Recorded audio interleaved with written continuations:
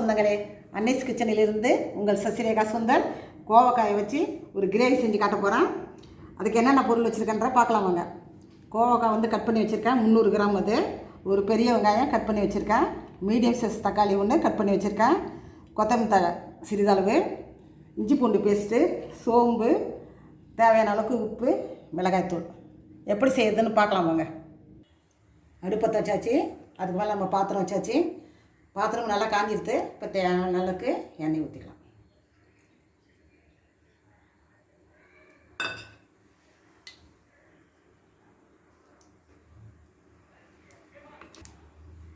எண்ணெய் நல்லா காஞ்சிட்டு சோம்பு போடும்.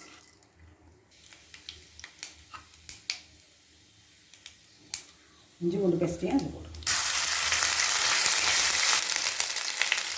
வெங்காயம் போட்டுக்கலாம்.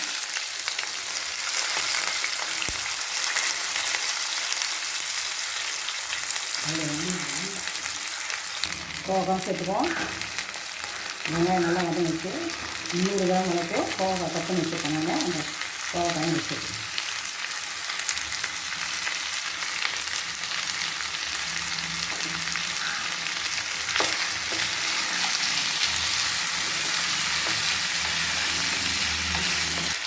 கோவக்காய் வதங்கும் போது தக்காளி பச்சை சேர்த்துக்கோங்க. ஏன்னா கிரேவி செய்வது நம்ம இதில் தக்காளி பச்சை சேர்த்துக்கலாம். ஒரு மீடியம் சைஸ் தக்காளி நம்ம கட் பண்ணி வச்சுட்டா இது சேர்த்துக்கலாம்.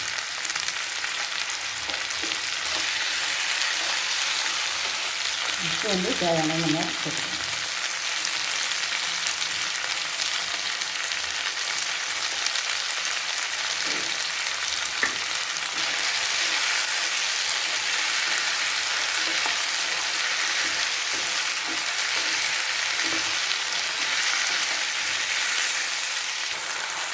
வெங்காயம் தக்காளி இந்த கோவக்காய்லாம் நல்லா வதக்கியாச்சு. இப்போ வந்து 2 ஸ்பூன் இல்லை மிளகாய்த்தூள் நம்ம காய்ஞ்சிடும். உப்பும் போட்டாச்சு. இதை நல்லா கிண்டி ஒரு நிமிஷம் நல்லா வதக்கிட்டு தண்ணி சுத்தமாக தண்ணி ஊற்றி ஒரு 5 நிமிஷம் இதை வேக வச்சு காட்டுறது.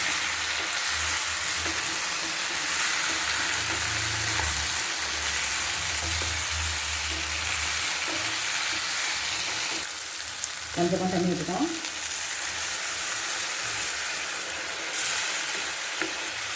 மீடியம் ஃப்ளேமில் வச்சு நம்ம வந்து இதை மூடி போட்டு வேக வைக்கணும். 5 நிமிஷம் வேக வைக்கணும். திருப்பி மறுபடியும் மூடி திறந்து பார்க்கணும். மூடி போட்டாச்சு. மீடியம் ஃப்ளேமில் வச்சாச்சு. அடுப்பை ஒரு 5 நிமிஷம் வச்சு வந்துப்போம்.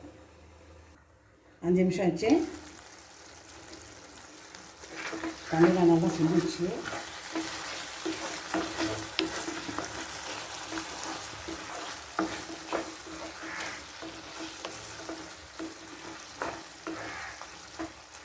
இப்போ நீங்கள் வந்து உப்பு பழம்லாம் பார்த்துக்கோங்க. நானும் உப்பு பழம் பார்த்துட்டு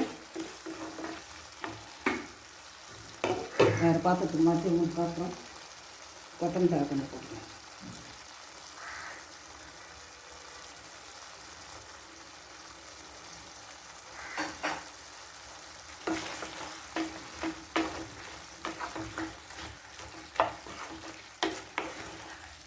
சுவையான கோவக்காய் கிரேவி ரெடியாச்சு. இப்போ நம்ம கேஸ் ஆஃப் பண்ணுறோம். சூப்பராக ஒரு கோவக்காய் கிரேவி அன்னைஸ் கிச்சனில் ரெடி ஆகிடுது. இது பார்த்திங்கன்னா அயன் சக்தி ரொம்ப அதிகம்னு சொல்கிறாங்க. இதை வந்து அடிக்கடி செஞ்சு நம்ம சாப்பிட்டா உடம்புக்கு ரொம்ப ஆரோக்கியமாக இருக்கும். நீங்களும் செஞ்சு பாருங்கள். செஞ்சு பார்த்து எனக்கு கமெண்ட்ஸில் சொல்லுங்கள். அதுக்கு பார்த்தீங்கன்னாக்கா மெயின் டிஷ்ஷாக தயிர் சாதம் வச்சுருக்கேன். நான் தயிர் சாதம் வந்து டெய்லி பார்த்திங்கன்னா தயிர் புற ஊற்றி நம்ம சாப்பிடணும். வெயில் நாள் வந்துடுது. அதனால் பார்த்திங்கனாக்கா டெய்லி நம்ம தயிர் புற ஊற்றி இளம் புளிப்பாக தான் நம்ம சாப்பிட்ணும். அதில் பார்த்தீங்கன்னா கடுகு கடலை பருப்பு, காஞ்ச மிளகாலாம் தாய்ச்சிருக்கேன். குழந்தைங்க சாப்பிடும்போது ஒரு டீஸ்பூனுக்கு 2 கடலை பருப்பு சேரும்போது கிறிஸ்பியாக அதுங்களுக்கு வந்து ரொம்ப சந்தோஷமாக இருக்கும். சாப்பிட்றதுக்கு ரொம்ப டேஸ்ட்டாகவும் இருக்கும். நீங்களும் செஞ்சு பாருங்கள். செஞ்சு பார்த்துட்டு எனக்கு கமெண்ட்ஸில் சொல்லுங்கள். லைக் பண்ணுங்கள், ஷேர் பண்ணுங்கள், கமெண்ட் பண்ணுங்கள். மறக்காமல் என்னுடைய அன்னைஸ் கிச்சனுக்கு சப்ஸ்கிரைப் பண்ணுங்கள். தேங்க்யூ.